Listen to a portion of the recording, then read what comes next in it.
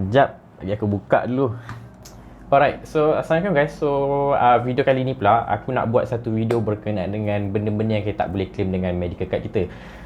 Sebab ini sejak dalam 2-3 bulan ni ramai klien aku masuk hospital, dan kebanyakannya ramai yang klien aku dia masih lagi tak berapa, orang cakap macam ni masih lagi keliru berkenaan dengan apa yang kita boleh claim dengan medical card dengan apa yang kita tak boleh claim dengan medical card. So dalam video kali ni aku nak share dengan korang berkenaan dengan beberapa benda yang kita tak boleh claim dengan medical card lah. Benda yang boleh claim aku tak nak cerita lah sebab banyak kan. Dan benda yang tak boleh claim ni dia tak banyak, tapi kebanyakannya ramai orang yang terlepas pandang. Dalam video kali ni aku akan share berkenaan dengan tiga benda yang tak boleh claim dengan medical card, supaya senang untuk korang faham. Lepas ni bila korang nak claim medical card, korang tahu apa yang boleh claim dengan apa yang tak boleh claim. Alright. So antara benda yang tak boleh claim dengan medical card terbahagi pada 3 benda. Benda yang pertama sekali, benda yang tak boleh claim adalah, yang pertama sekali kategori adalah kategori langsung tak boleh claim.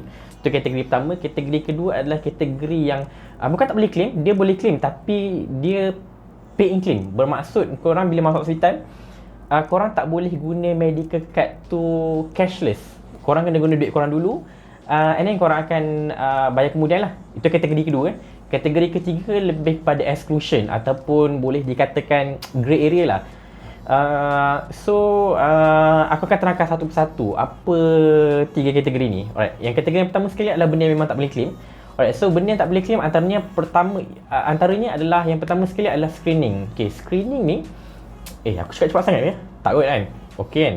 Alright, yang pertama sekali, kategori yang pertama sekali antaranya adalah screening. Screening ni adalah dia tak termasuk dalam kos rawatan tau. Sebab screening ni sebagai contohnya, kalau korang let's say lah kan, dekat rumah tiba-tiba korang rasa macam sakit dada, lepas tu korang pergi dekat hospital, korang nak check X-ray ke ataupun screening lah. Korang kena faham benda tu tak cover. Sebab benda tu korang belum dapat lagi penyakit benda tu, tapi korang baru nak check. So baru nak check tu benda tu tak cover, sebab benda tu tak termasuk dalam kos rawatan. Itu hanyalah kita screening ataupun kita check. Itu yang pertama. Okey, yang kedua pula dalam kategori yang pertama adalah sama juga dengan screening, yang sekarang ni ramai orang buat, iaitu COVID test. Kalau korang tak pernah lagi masuk hospital pada zaman COVID ni, korang kena tahu setiap kali kalau korang nak warded dalam hospital, sekarang ni hospital memang mewajibkan untuk kita buat COVID test, PCR test. PCR test ni tak mahal, dia tak murah tau, dia mahal lah juga. Lebih kurang dalam harga dalam 200 lebih. So sama juga COVID test ni dalam kategori screening. Maksudnya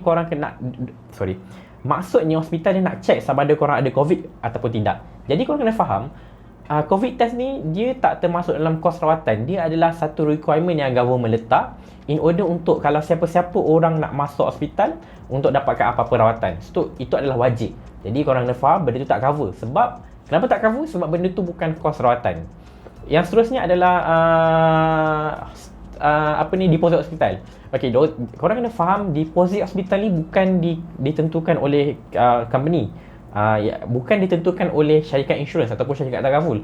Benda ni ditentukan oleh hospital tu sendiri. Setengah hospital memang dia akan minta deposit. Ada setengah hospital dia tak minta deposit. Jadi setiap kali kalau korang nak order, korang boleh call dulu AIA untuk tanya korang boleh call dulu dekat hospital, mana hospital yang korang nak pergi masuk, dan korang kena confirmkan berapa deposit diperlukan untuk certain rawatan. Ataupun kalau macam korang memang tak tahu nombor telefon, korang rasa malas nak call down, then korang boleh call agent.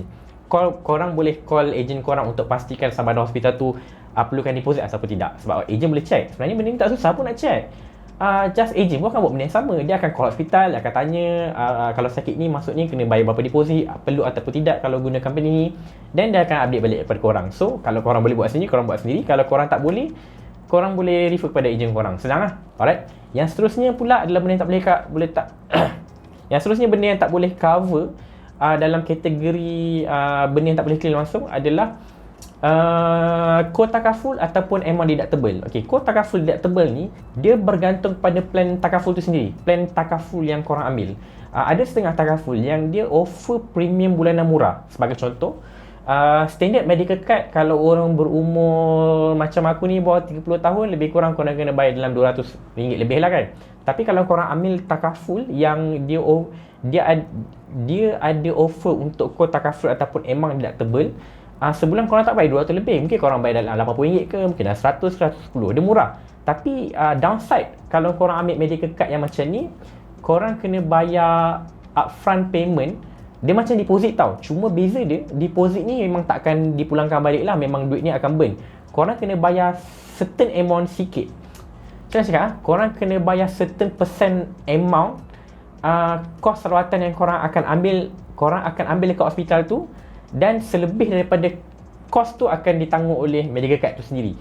So senang cerita, korang kena bayar deposit sikit lah, cuma deposit tak boleh dapat balik. Alright. So itu adalah yang aku terangkan tu, itu adalah kategori yang pertama, iaitu kategori memang tak boleh claim langsung. So korang kena faham stop jap. Sorry guys. Guys, sorry jap. Sebab actually aku tengah edit video ni. Sebab waktu aku edit video ni baru aku perasan ada satu lagi point yang aku tak masukkan dalam video ni. So antara benda yang kita tak boleh claim adalah PPE. Korang kena faham, PPE tak boleh cover PPE tak boleh cover pula. PPE tak boleh claim sebab PPE ni dia tak termasuk dalam kos rawatan. Okay, aku ambil sebagai contoh lah. Bila kita masuk hospital sekarang ni kan zaman COVID kan, kita kena buat test and everything. Kalau korang masuk hospital, kadang-kadang hospital akan sediakan korang PPE, sebagai contohnya macam mask ke, glove ke, everything. Korang kena tahu benda tu tak termasuk dalam kos rawatan tau. Itu adalah satu benda yang wajib korang kena ada. Let's say lah, tak pastilah patient kena pakai ke tak, tapi macam pengalaman aku sendiri, kadang-kadang klien aku ni dia masukkan anak dia. So bapak dia wajib untuk pakai PPE. So pakai mask dan ada few things lah dia bagi kan. PPE ni personal protection equipment. So benda ni dia akan masuk dalam bil. So bila nak keluarkan GL nanti, final GL, insurans dia tak boleh cover PPE ni. Sebab kenapa tak boleh cover? Secara logiknya benda ni tak termasuk dalam kos rawatan, sebab benda ni adalah sampingan. So orang kena faham, antara benda yang tak boleh cover adalah PPE. So tu je lah aku nak masukkan, sebab aku lupa.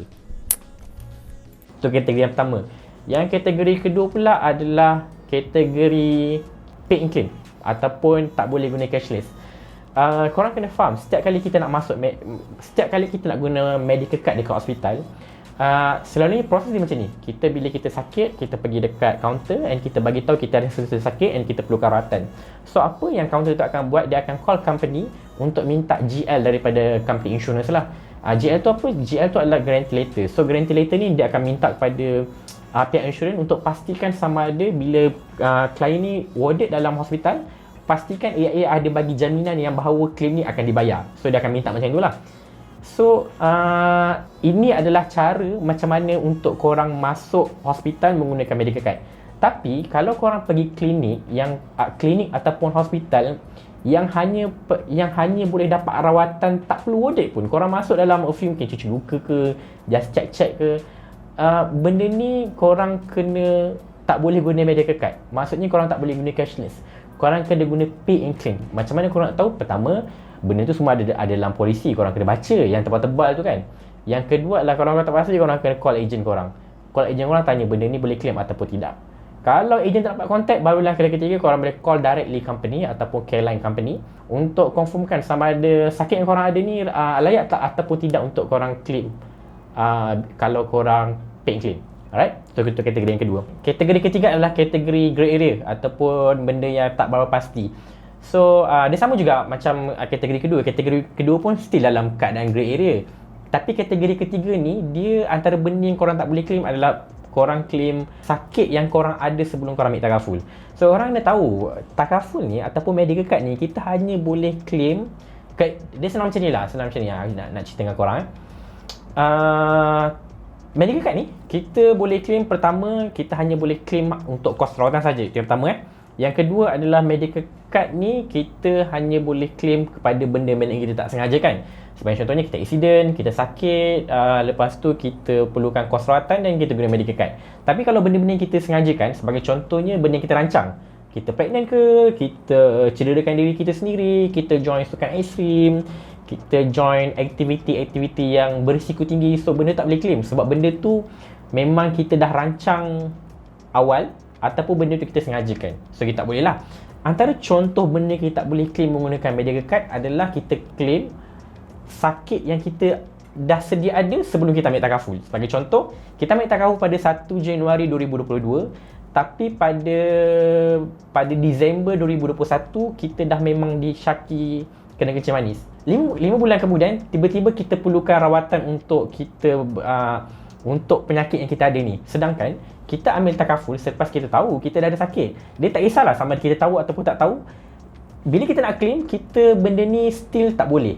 Korang boleh try tapi dia macam tak boleh jugalah. So aku sebagai agent, usually kepada orang yang nak ambil takaful dengan aku akan advise benda ni memang tak boleh lah.